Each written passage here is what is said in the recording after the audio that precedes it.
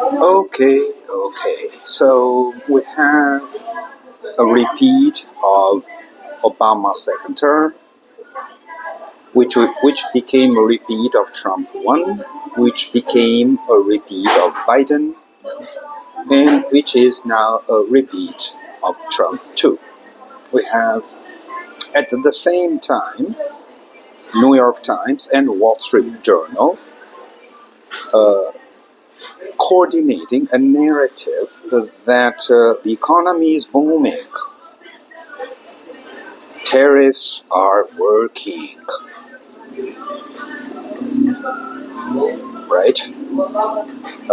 After Trump published the imaginary fantasy of employment numbers and particularly the inflation numbers, the CPI and PPI.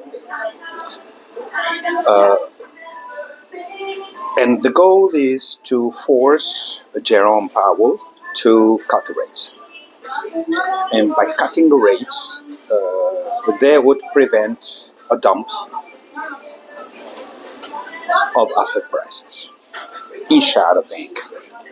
Because what is happening right now in shadow banking, right, is that in the Eurodollar system, and the Eurodollar system is controlled by the dealers. And the dealers are the global mega banks, JP Morgan, Citibank, Deutsche Bank, HSBC, these guys, 6 or 7 of these. And these guys, mainly in London, England, they match the buyers and the sellers of collateral. And in this case, the currency would be US Treasuries. The main player there would be China, because China has a surplus, which would be converted to US Treasuries, purchased with US Treasuries. Since China is avoiding trading with the United States, they would rather barter regionally and with the South, what they call it, the Global South, and the BRICS. There is no longer a demand for US Treasuries from the suppliers of goods and services, in this case, China. Right? Because the ideal would be that someone ships goods and services to the United States of America and they get paid with treasuries. So it's kind of a barter. US Treasuries as an asset, a finished product as an asset.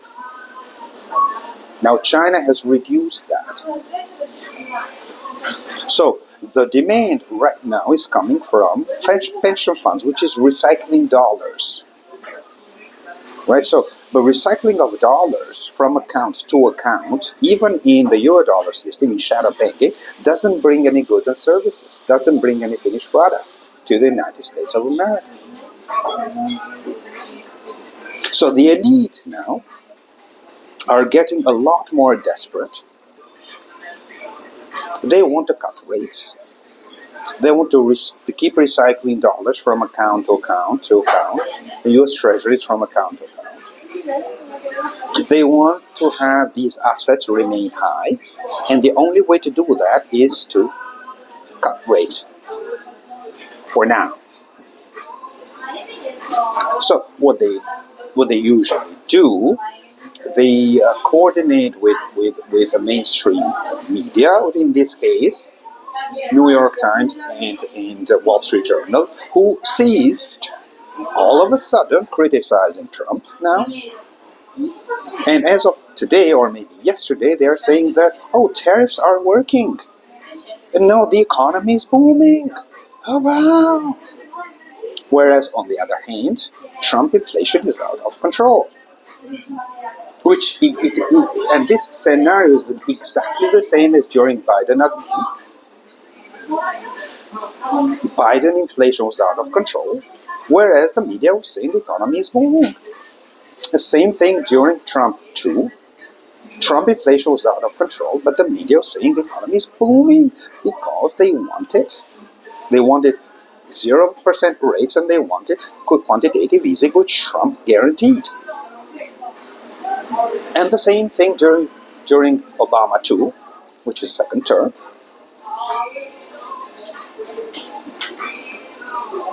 Right? So,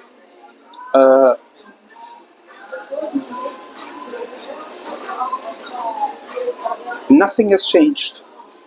It's all narrative, it's all Trump narrative, it's all Bannon narrative. Trump inflation is far worse than Biden inflation. And the media has restarted the same game as during Biden admin, as during Trump too, as during Obama's second term, that, Trump 1 and Obama 2, that the economy is booming, everything is working. You know, the football scoreboard strategy that I have explained several times.